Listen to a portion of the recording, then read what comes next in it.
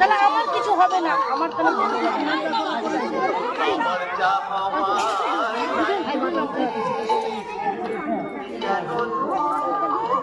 হ্যাঁ দুজনে 2 টাকা দিয়েছি, কারণ এমনিতে নিতে নেই, ওই জন্য দুজনেই দিয়েছি 2 টাকা।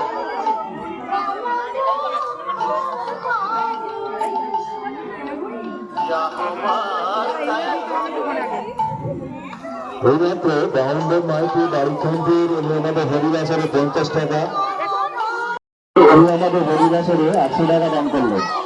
বাবা মহাপ্রভুর কাছে আমি এখন এসেছি আমার বাবার বাড়ি আর 2-1টা গ্রামের হরিবাসর তলায়।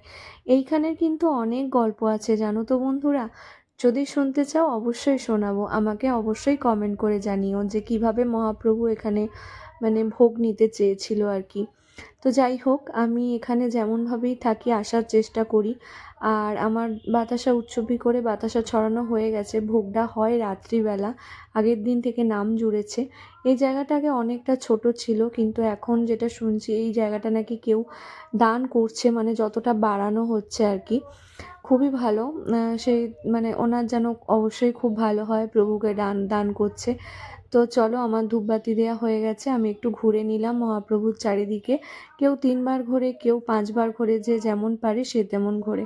প্রভুকে ডাকছি সবাইকে যেন ভালো রাখে, সুস্থ থাকে। হরে কৃষ্ণা। আমার ঘোরা কিন্তু কমপ্লিট হয়ে গেছে, চলো দেখাই যে হরিণ নোটের বাতাসা কুড়োচ্ছে সবাই কত আনন্দ করে। আমিও নিয়ম মতো 2-1টা কুড়িয়েছিলাম। 2 বছর একটা বিপদ ঘটেছিল, একজনের মাথা ফেটে গেছিলো, একজনের নাক ফেটে গেছিলো। তো চলো তোমরা দেখতে থাকো। আমি এখানে এখন একটা মালসা দিলাম, আর আমার মানে বাবা আর ছেলের নামে আমার একটা দান দিতে হয়, তো সেটা দিয়েছিলাম আর মালসা দিলাম। মানসিক ছিল না, তাও একটা মালসা দিয়ে গেলাম।